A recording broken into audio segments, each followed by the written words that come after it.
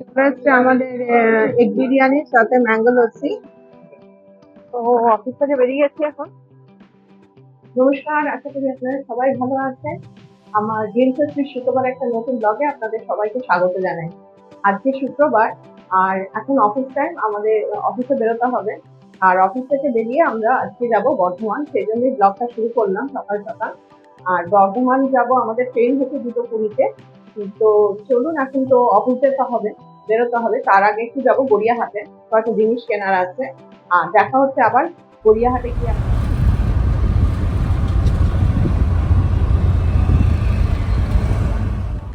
আমরা পৌঁছে গেছি গড়িয়াহাট মার্কেটে। আর এই যে দোকানটা থেকে ফল কিনছি, এটা আমাদের পরিচিত দোকান একটা, যেখান থেকে আমরা প্রত্যেক সপ্তাহে ফল নিই। এই যে জামগুলো দেখলেন, এই জামগুলো বাইরে থেকে আনা, এক বাক্সে করে বিক্রি হয়। ভীষণ টেস্টি, নর্মাল জামের মতো নয়, ভীষণ সুস্বাদু খেতে, কিন্তু একটু কস্টলি, এক্সপেন্সিভ আর কি।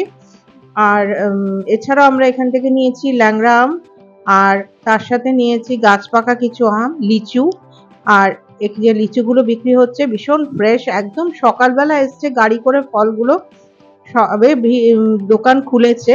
আর গড়িয়াহাট মার্কেট কিন্তু এখন একদম ফাঁকা। ফল নিয়ে চলে এসেছি এখন বাঞ্ছারামে, এখান থেকে কিছু মিষ্টি নিয়ে নেবো।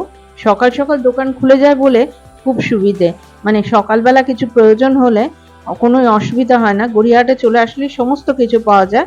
আর বাঞ্ছারাম থেকে আমরা নিয়ে নিয়েছি এখন টিনের রসগোল্লা, যেটা বাঞ্ছারামে খুবই স্পেশাল।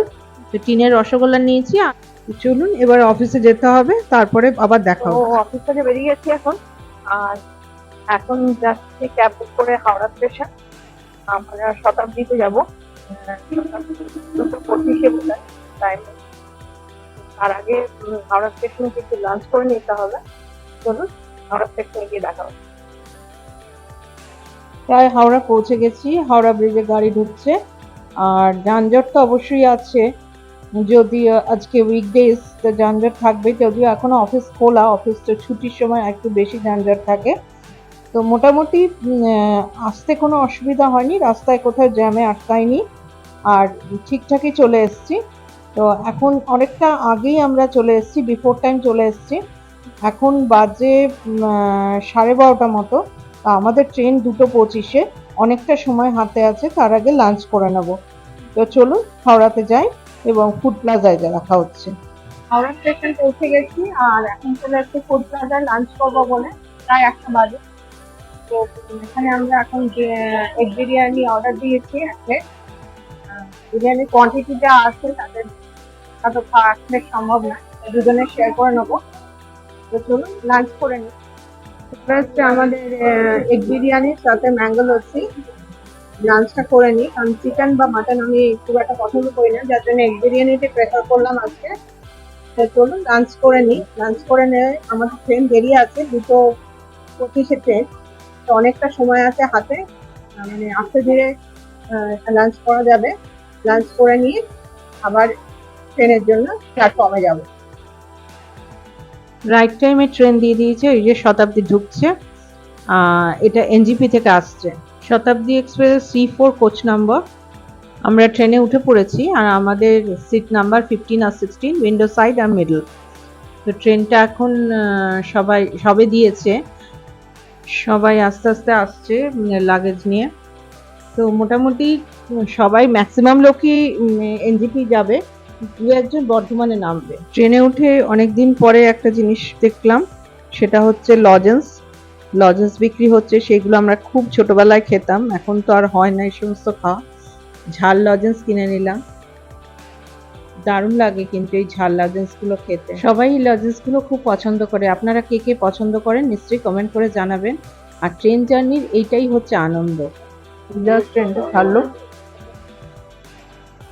রাইট টাইমে ট্রেনটা আছে। অনেকদিন পরে ট্রেন জার্নি করছি। মুখের মধ্যে লজেন্স, অনেকদিন পরে ঝাল লজেন্সটা খেলাম না, রেজিস্ট করতে পারছি না, একটার পর একটা খেয়ে যাচ্ছি। আজকে কিন্তু ওয়েদারটা অনেক বেটার কালকে থেকে। কালকে সারাদিনই বৃষ্টি হয়েছে, ভাবছিলাম যদি যাওয়ার সময় বৃষ্টি হয় কিনা, কিন্তু সেটা হয়নি, লাকটা ফেভার করেছে।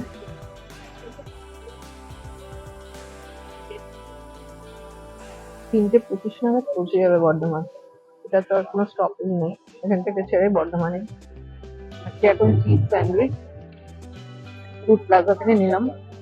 বিরিয়ানি খেয়েছি, খাওয়া হয়ে গেছে।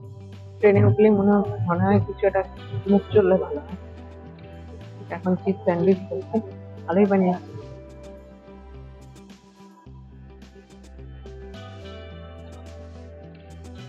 হ্যাঁ,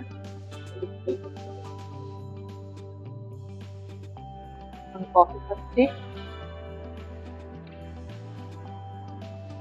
বর্ধমান নেমে যাবো। শতাব্দীতে যারা পুরোটা ট্রাভেল করবে তাদেরকে লাঞ্চ প্রোভাইড করবে, লাঞ্চ ডিনার দুটোই করবে। কারণ এই ট্রেনটা এনজিপিতে রাতে 10টায় পৌঁছাবে। লাঞ্চ ডিনার স্ন্যাক্স সবটাই প্রোভাইড করা হবে। ট্রেনটা কিন্তু খুব মানে পরিষ্কার পরিচ্ছন্ন আছে। এখান থেকে বর্ধমান, হাওড়া থেকে বর্ধমান যেতে প্রায় 100টার মতো স্টেশন। অনেকবারই আমি লোকাল ট্রেনে ট্রাভেল করেছি, সে ব্লগ আপনাদের দেওয়া হয়। কিন্তু লোকাল ট্রেন প্রচুর মানুষ ট্রাভেল করে, যারা প্রতিদিন ডেলি প্যাসেঞ্জারি করে তারাও তো ট্রাভেল করছে লোকাল ট্রেনে। হ্যাঁ, গরমে খুবই কষ্ট হয়, আর করা যাবে কিছু নিয়ে চলতে হবে। বাইরের ওয়েদারটা গরম, ভেতরটা ঠান্ডা। বাইরে নামলেই বুঝে যাবে কতটা টেম্পারেচার। আমরা প্রায় 3:25 নাগাদ পৌঁছে যাবো। এখন কফিটা শেষ করি।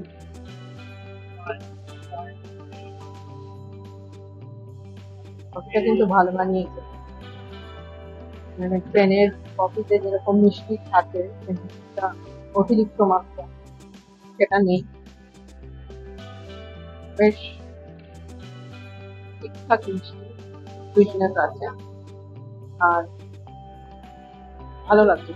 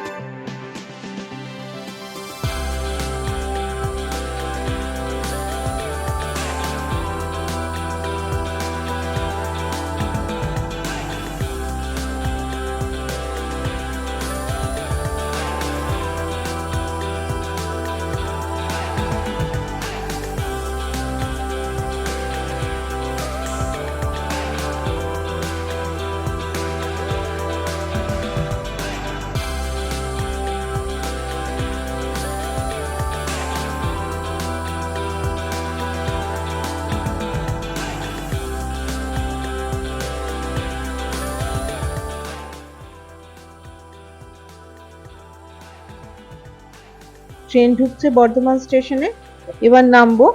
খুব একটা বেশি সময় লাগলো না, যেবো 10 মিনিট মতো লেট আছে ট্রেনটা।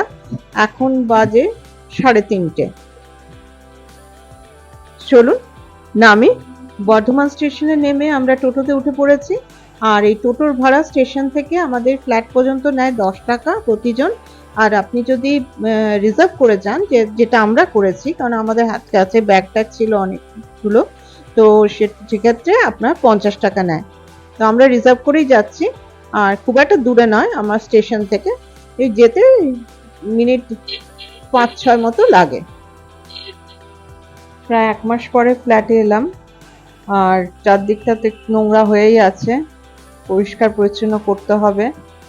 আর দেখতেই পাচ্ছেন ভীষণ ধুলো হয়ে গেছে চারদিকটা।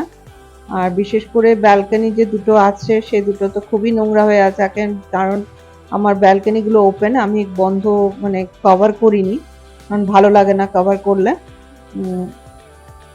তো ভেতরটা অতটা নোংরা না হলেও বাইরেটা ব্যালকনি দুটো একটু বেশি নোংরা হয়ে গেছে, কারণ ফ্ল্যাটটা অনেক উপরে, চারদিকটা বন্ধ থাকে বলে ঘরের ভেতর অতটা ডাস্ট ঢোকে না, তবু পরিষ্কার করতে হবে। এখন বাজে প্রায় 5টা, তো আমাদের সব পরিষ্কার পরিচ্ছন্ন হয়ে গেছে। আমি ইন্ডাকশন দুটো বসিয়ে দিয়েছি, তো এখন চা বসাবো। দেখুন ঘরটার সমস্ত পরিষ্কার করে ফেলেছি। ইন্ডাকশন অন করে দিয়েছি, এবারে আমি চা বসাবো। আর আমার দুটো ইন্ডাকশন একসাথে ইউজ করি আমি, কারণ একটা ইন্ডাকশনে হয় না রান্না। যেটা প্রেস্টিজের একটা ইন্ডাকশন আছে আর ওটা আরেকটা ইন্ডাকশন আছে। তো এখন এই চা নিয়ে ব্যালকনিতে বসাটা আমার খুবই ফেভারিট একটা জিনিস, তো যেটা আমি কলকাতা থাকলে খুবই মিস করি। তো চলুন চা বানিয়ে নিই। এই যে রান্নাঘরের যে জানলাটা, এটা ইস্ট ফেসিং, আর এটা দিয়ে সকালবেলা প্রচুর আলো সূর্যের আলো এসে পড়ে, এত ভালো লাগে, শীতকালে বিশেষ করে বেশি ভালো লাগে। আর দূর দূর পর্যন্ত বাড়ি, ফ্ল্যাট সমস্ত দেখা যাচ্ছে। চলে এসেছি বিকেলে ব্যালকনিতে বসার জন্যে। এখানে দুটো চেয়ার রাখা থাকে আমাদের সব সময়, আর এখানে বসে চা খেতে খেতে বিকেলটা কাটানো সব থেকে প্রিয় জিনিস। এখন বাজে রাত্রি 9টা, আর এদিকে ডিনারের জন্য আমি ইন্ডাকশনে বসিয়ে দিয়েছি। এক পাশে বসিয়েছি কুমড়ো পেঁয়াজ ভাজা, আর একদিকে বসিয়েছি ডিমের অমলেট।